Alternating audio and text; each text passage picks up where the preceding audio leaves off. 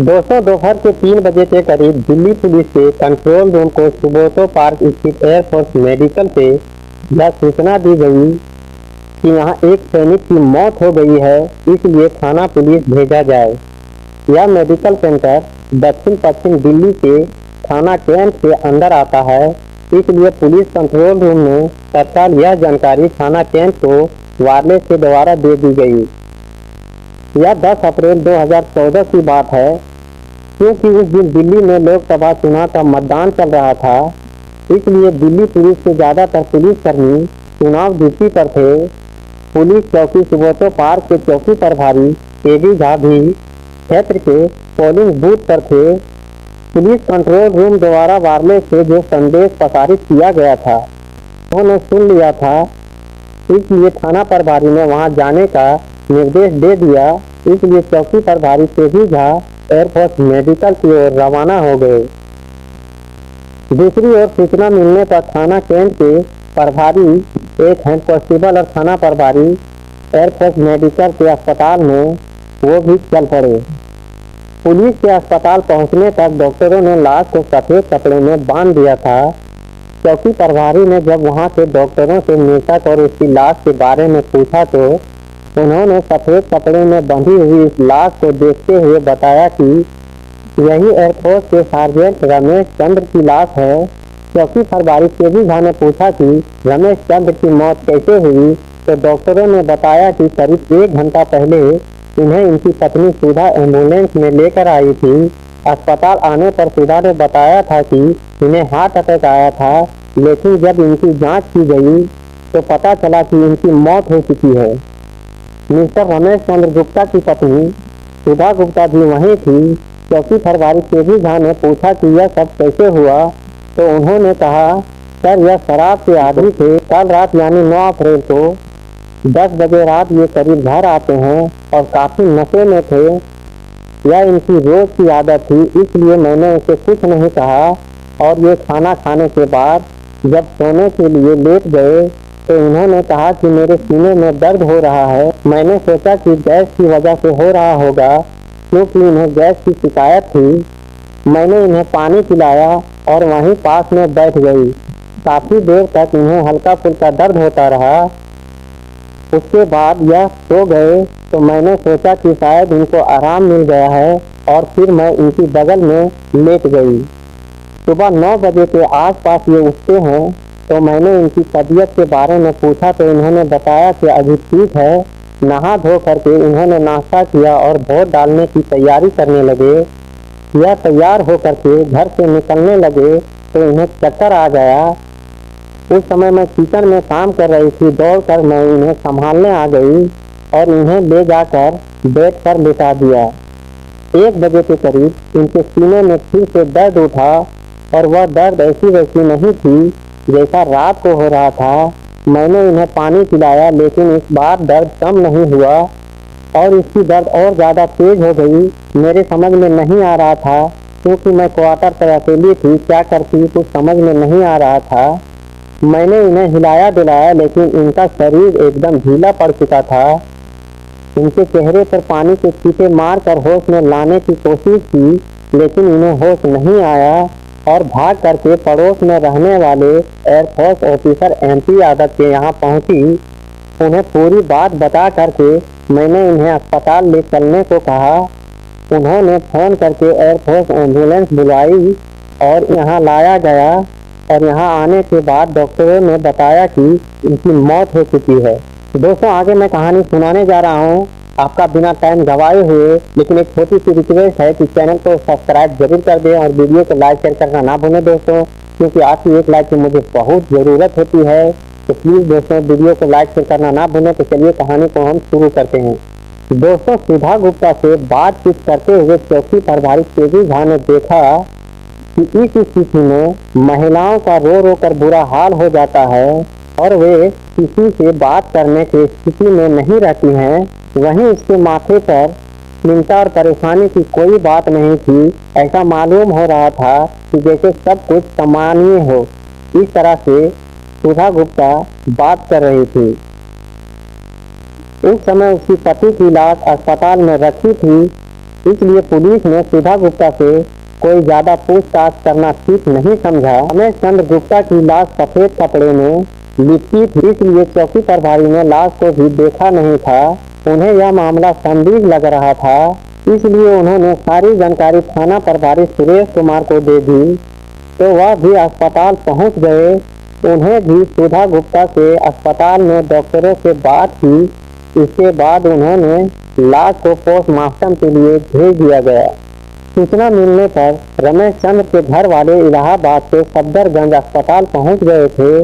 Police ने उनसे भी पूछताछ की, लेकिन उनसे कोई खास जानकारी नहीं मिली। पोस्टमार्टम के बाद पुलिस ने लाश मृतक के भाई सुरेश साहू को सौंप दी। लेकिन दोस्तों, सुधा से बातचीत के बाद थाना प्रभारी को भी शक हो गया था, इसलिए उन्होंने चौकी प्रभारी केवी झा को एयरफोर्स कॉलोनी में जा करके गुप्त रूप से मामले की छानबीन करने को कहा था। चौकी प्रभारी एयरफोर्स कॉलोनी में जा करके अपने ढंग से रमेश चंद्र की मौत के बारे में पता करना शुरू किया, जिसमें उन्हें पता लगा कि उन्हें एयरफोर्स के एक अधिकारी ने बताया कि पूरी कॉलोनी में इस बात की चर्चा है कि मृतक रमेश चंद्र की पत्नी सुधा गुप्ता पड़ोस में ही रहने वाले 17 वर्षीय अमित से प्रेम संबंध है। यह बात कहां तक सच है अभी कुछ कह नहीं सकते। में रहने वाले एयरफोर्स कर्मचारियों की पत्नियों ने अपना एक एसोसिएशन बना कर रखा था। उस एसोसिएशन में सुधा गुप्ता भी थी। रमेश चंद्र की मौत के बारे में पता करने के लिए जब एसोसिएशन महिलाओं के पास पहुंचा तो उन्हें रमेश चंद्र की मौत पर अपना संदेह जाहिर करते हुए उनसे सुधा गुप्ता के आचरण के बारे में पूछा तो सहयोग से वहां मौजूद सुधा गुप्ता बोल पड़ी, पर मेरे ही पति की मौत हुई है और आप मेरे ऊपर इस तरह का आरोप लगा रहे हैं, मुझे बदनाम कर रहे हैं, यह अच्छी बात नहीं है सर। चौकी प्रभारी केवी झा कहता है, मैडम हमारी आपसे कोई दुश्मनी नहीं है कि हम आपको बदनाम करेंगे। जिस तरह की बातें सुनने को मिल रही है हम उसी आधार पर यह बात कह रहे हैं। बहरहाल पोस्टमार्टम की रिपोर्ट मिल जाए उसके बाद हम आपसे बात करेंगे। लेकिन चौकी प्रभारी ने कॉलोनी में रहने वाले कुछ एयरफोर्स अधिकारियों से सुधा गुप्ता और अमित पर नजर रखने को कहा था कि कहीं दोनों भाग ना जाए। 4 मई 2014 को रमेश चंद्र की पोस्टमार्टम रिपोर्ट पुलिस को मिली। रिपोर्ट पढ़कर पुलिस वाले हैरान रह गए, क्योंकि सुधा गुप्ता ने बताया था उसकी मौत हार्ट अटैक से हुई थी, जबकि पोस्टमार्टम के अनुसार मौत गला दबाने से हुई थी। इस रिपोर्ट से पुलिस को समझते देर नहीं लगी। यह सब सुधा और अमित ने साजिश रचकर किया है।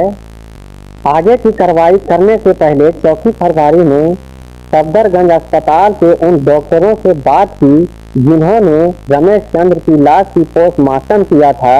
डॉक्टर ने बताया था कि उसकी मौत सांस की नली दबाने से यानी गला घोटने से हुई थी। उन्हें यह भी बताया था कि उसके गले की हड्डी फ्रैक्चर भी हो गया था, ऐसा गला दबाने पर ही हुआ होगा। डॉक्टर ने पुलिस को यह भी बताया था कि रमेश चंद्र की जेब से एक पर्ची मिली थी जो उन्होंने एयरपोर्ट अथॉरिटी को 1 अप्रैल को लिखी थी। उसमें लिखा हुआ था, मेरा कुछ दिनों से परिवार में क्लेश चल रहा है, मुझे नहीं पता मैं कितने दिन और रहूंगा और मेरे साथ कुछ हो जाता है तो मेरी संपत्ति का आधा हिस्सा गरीबों में बांट दिया जाए, बाकी मेरी बेटी के पालन पोषण में खर्च किया जाए। पोस्टमार्टम रिपोर्ट और डॉक्टर की बातचीत से यह साफ हो गया था कि रमेश चंद्र की मौत हार्ट अटैक से नहीं गला दबाने से हुई थी, यानी उसकी हत्या की गई थी।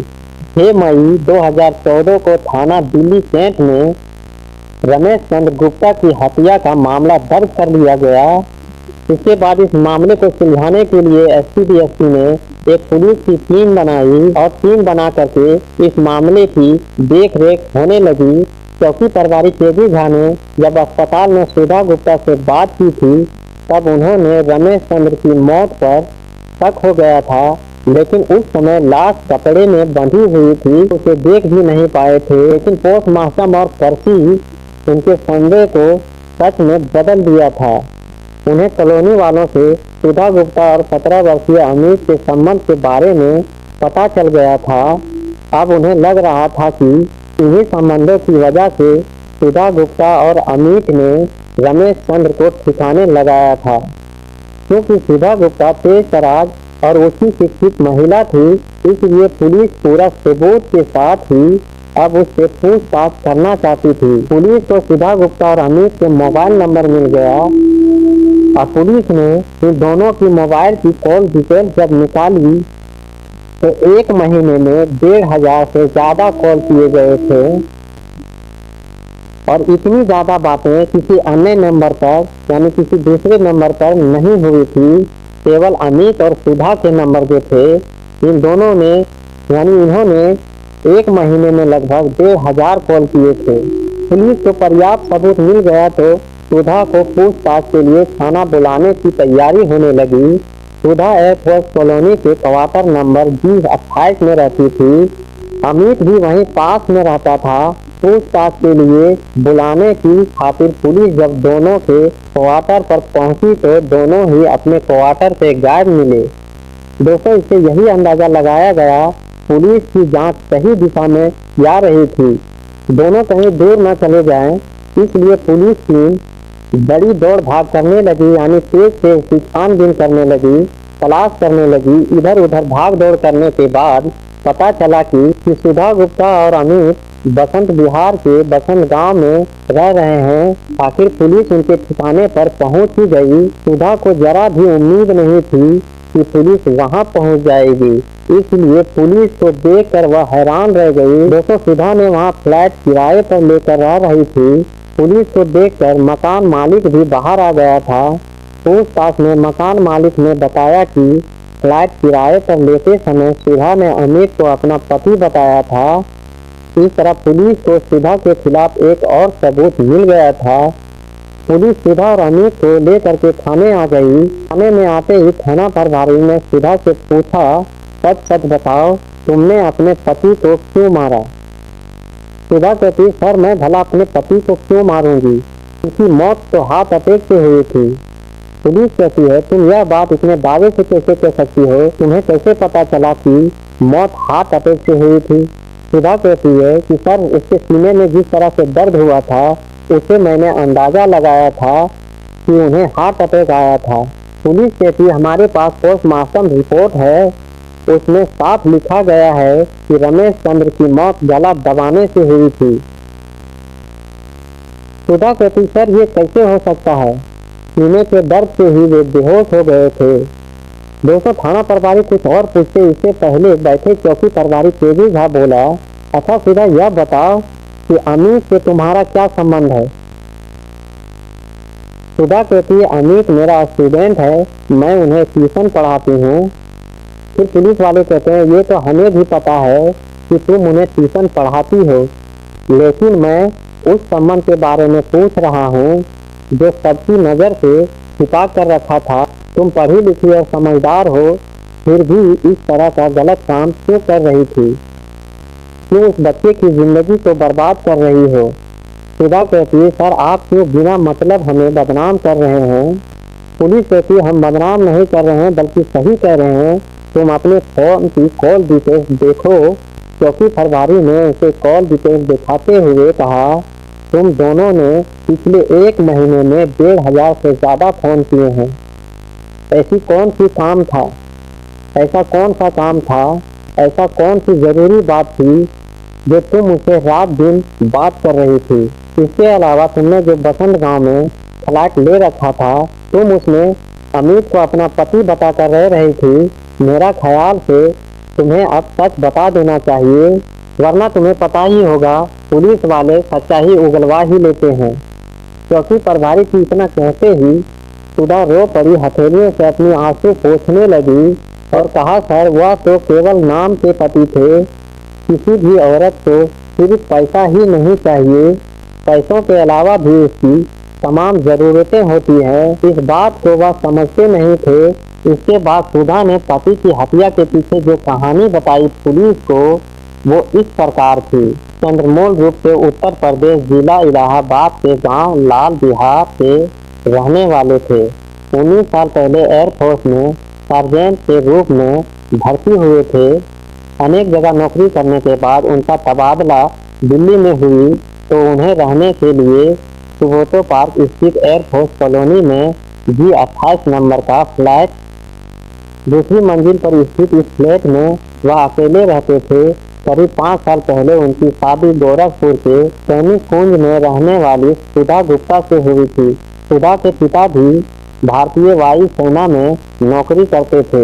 B.Com पास सुधा की जब शादी हुई थी तब वह 23 साल की थी, जबकि रमेश चंद्र 35 साल के थे। दोनों की उम्र में 12 साल का अंतर था। शादी के बाद सुधा पति के साथ दिल्ली आकर के सरकारी क्वार्टर में रहने लगी थी। कुछ दिनों तक उनकी घर गृहस्थी ठीक चली। उसी बीच सुधा एक बेटी की मां बन गई। शादी के बाद भी सुधा अपनी पढ़ाई जारी रखना चाहती थी। इसके लिए उन्होंने पति से बात की तो उसने इजाज़त दे दी। रमेश चंद्र गुप्ता रोज शराब पीते थे। एक तरह से वह शराब के आदी थे। शाम को घर लौटते समय शराब के नशे में धुत होते थे। सुधा ने उन्हें बहुत लेकिन उन्होंने अपनी आदत नहीं बदली। रोज रोज एक ही बात कहने से रमेश चंद्र चिढ़ने लगा था। इसके अलावा सुधा की सबसे बड़ी समस्या यह थी कि रमेश चंद्र गुप्ता अपनी पत्नी की जरूरतों पर ध्यान नहीं देते थे।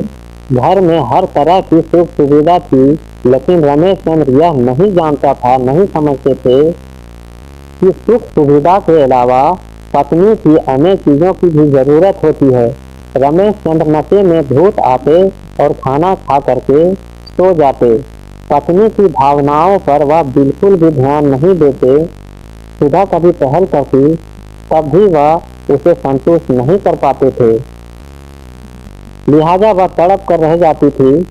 सुधा की यह ऐसी समस्या थी जिसे वह किसी से कह भी नहीं सकती थी। पति की इन आदतों से वह चिड़चिड़ा सी हो गई थी। पति के ड्यूटी पर चले जाने पर सुधा बेटी के साथ मन बहलाने की कोशिश करती। अब तक सुधा की M.Com की पढ़ाई पूरी हो चुकी थी। खुद को व्यवस्थित रखने के लिए सुधा पास ही स्कूल कोचिंग सेंटर में पढ़ाने जाने लगी। इससे उसका समय भी कट जाता था और 2-4 पैसे मिल भी जाते थे। उसी कोचिंग सेंटर में अमित पढ़ने आता था। 11वीं में पढ़ने वाले अमित को सुधा कोर्स पढ़ाती थी। अमित के भी पिता एयरफोर्स में थे। रहने के लिए उन्हें जो फ्लैट मिला था वह सुधा के फ्लैट के करीब ही था, इसलिए सुधा अमित को अच्छी तरह से जानती थी। अमित की उम्र 17 साल जरूर थी, लेकिन हट्ठा कट्ठा होने की वजह से वह अपनी उम्र से काफी बड़ा लग रहा था। वह थोड़ा मजाकिया स्वभाव का था, इसलिए उसकी चुलबुली बातें सुधा को बहुत अच्छी लगती थी। पति से असंतुष्ट सुधा अमित में दिलचस्पी लेने लगी थी। उसे लगा कि जो ख्वाहिश उसे बेचैन किए जा रही है वह अमित से पूरा हो सकती है। लिहाजा उम्र में 11 साल छोटा अमित को वह प्यार की जाल में फंसाने की कोशिश करने लगी। अब वह पढ़ाई के बहाने अमित को अपने कमरे में बुलाने लगी। अमित भले ही नाबालिग था, लेकिन अपनी टीचर सुधा के हाव भाव और बातों से उनकी बात को वो समझ गया था। इसलिए सुधा की पहल से वह खुद पर नियंत्रण नहीं रख पाया और एक दिन उसने वही कर डाला जो सुधा चाहती थी। करीब 6 महीने पहले की बात है। एक बार उन्होंने जब सीमाएं लांघी तो यह रोज का नियम बन गया था। रमेश चंद्र ड्यूटी पर चले जाने के बाद सुधा अमित को अपने क्वार्टर पर पढ़ाने के लिए बुलाती थी बहाने से, और छोटी बच्ची जो उसकी बेटी थी खा पी करके सो जाया करती थी। इसके बाद दोनों किसी चिंता में नहीं रहते थे। सुधा को जिस चीज की जरूरत थी अब वह अमित से मिल रही थी, इसलिए उसे अब पति से कोई शिकायत नहीं रह गई थी। उसने पति से लड़ाई झगड़े भी बंद कर दिए थे। रमेश चंद्र यह नहीं समझ पाया उन्हीं में अचानक से बदलाव कैसे आ गए। उन्हें लगा था कि सुधा अब समझदार हो गई है और जिम्मेदार हो गई है। घर की रोज की किचकिच बंद होने से वह खुश थे। इस तरह अमित और सुधा को रमेश चंद्र से कोई दिक्कत नहीं हो रही थी। सुधा इस कदर अमित को चाहने लगी कि उससे शादी करने के बारे में सोचने लगी थी। अमित भी इसके लिए तैयार हो गया था, लेकिन यह भी सच है कि यह खेल कितना भी छुपा कर खेला जाए, इसकी भनक तो लग ही जाती है। रमेश चंद्र की गैर मौजूदगी में रोज रोज उनके घर आने जाने से लोगों को शक होने लगा। सुधा और अमित को लेकर के एयरफोर्स कॉलोनी में तरह तरह की चर्चा होने लगी थी। जब इसके बारे में रमेश चंद्र को पता चला तो उन्होंने सुधा को समझाया कि वह अमित को अपने घर आने ना दे, क्योंकि उसे लेकर के लोग तरह तरह के शक कर रहे हैं। लेकिन सुधा तुनक कर बोली कि लोग जो कहते हैं तुमने मान लिया, विश्वास कर लिया। अगर वो मेरे पास पढ़ने आता है तो लोगों को ना जाने क्या तकलीफ होती है। लोगों से तो अपने घर संभलता नहीं है, दूसरों के घर में ताक झाक करने लगते हैं। मेरे सामने कोई कह के दिखाए तो मैं बताऊं। रमेश चंद्र कहता है कि मेरे ख्याल से तुम्हें अमित को पढ़ाना बंद कर देना चाहिए। वैसे भी तुम्हारे पास पैसे की कोई ज़रूरत नहीं है, कोई एक ही तो बेटी है, जो मैं कमाता हूँ हमारे परिवार के लिए काफ़ी है, रमेश चंद्र ने कहा। सुधा गुस्से में बोली, तुम चुप रहो, मैं किसी के कह देने से शांत होकर के घर में बैठ जाऊंगी। मैंने पढ़ाई घर में बैठने के लिए नहीं की थी। लोग कुछ भी कहे, मैं अमित को पढ़ाना बंद नहीं करूंगी। सुधा को नाराज होते हुए देखकर रमेश चंद्र चुप हो गया, क्योंकि वो बात को आगे बढ़ाना नहीं चाहता था। पति को समझाने के बाद सुधा पर कोई असर नहीं पड़ा। वो मानने को तैयार नहीं थी, अमित को छोड़ने को तैयार नहीं थी। कॉलोनी वाले की बातें सुन सुनकर रमेश चंद्र परेशान हो चुके थे। इन बातों से वह खुद को अपमानित महसूस कर रहे थे। वह सुधा को समझाते थे, लेकिन वह रवैया बदलने को तैयार नहीं थी। वह जब भी उसे कुछ कहते तो वह लड़ने को तैयार हो जाती। लेकिन दोस्तों, सुधा और अमित ने शादी करने का फैसला ले लिया था। रमेश चंद्र के रहते हुए संभव नहीं था, इसलिए सुधा ने अमित के साथ मिल करके रमेश चंद्र को खत्म करने की योजना बना डाली। 10:30 बजे के करीब सुधा ने योजना के अनुसार प्रेमी को अपने क्वार्टर पर बुला लिया। उस समय रमेश चंद्र कमरे में ही था। जैसे ही रमेश चंद्र ने अमित को अपने क्वार्टर में देखा, वह भड़क उठे। अमित ने आगे बढ़ करके पूरी ताकत से रमेश चंद्र की गर्दन पर एक घूंसा मार दिया। उसकी वजह से रमेश चंद्र जो है गिर पड़े। वह गिर ही नहीं पड़े, बल्कि बेहोश हो गए। अमित को लगा कि इसका खेल खत्म हो गया है, लेकिन सुधा ने पति के नाक पर हाथ रख करके देखा तो उसकी सांसें चल रही थी। उसने कहा, अमित अभी भी इसकी सांसें चल रही है, इसे खत्म कर दो। जिंदा रहा तो हम बेमौत मारे जाएंगे। अमित झुककर पूरी ताकत के साथ रमेश चंद्र की गर्दन को दबाए रखा। कुछ देर बाद गर्दन लुढ़क गई, यानी उसका खेल खत्म हो गया। दोनों ने रमेश चंद्र की लाश को उठाकर बेड पर रख दिया। सुधा ने पति की लाश को रजाई से ओढ़ाते हुए कहा, अमित अब तुम जाओ, आगे का काम मैं खुद कर लूंगी। अमित चला गया तो सुधा पड़ोस में रहने वाले MP यादव के यहाँ पहुंची और पति के हार्ट अटैक आने की बात कही। उन्होंने एम्बुलेंस बुलाकर रमेश चंद्र को अस्पताल पहुंचा दिया, जहां डॉक्टरों ने उसे मृत्यु घोषित कर दिया। सुधा ने सोचा था कि हार्ट अटैक की बात बताने से वह बच जाएगी। शुरू में उसे लगा ही था कि वह अपनी साजिश में सफल हो गई है। पुलिस से बचने के लिए उसने दक्षिण दिल्ली के बसंत गांव में एक फ्लैट किराए पर ले लिया था, जिसमें के साथ रह रही थी। पति के हत्या के 10 दिन बाद वह अमित के साथ अमृतसर भी घूमने गई थी। दोनों वहां 3 दिन तक एक होटल के रूम में थे। थाना कैंट के प्रभारी सुधा गुप्ता के हाव भाव पर पहले ही शक हो गया था, लेकिन सबूत के अभाव से उस समय पुलिस कोई कार्रवाई नहीं कर पाई थी। परंतु पोस्टमार्टम रिपोर्ट मिली तो पुलिस के हाथ एक बड़ा सबूत लग गया।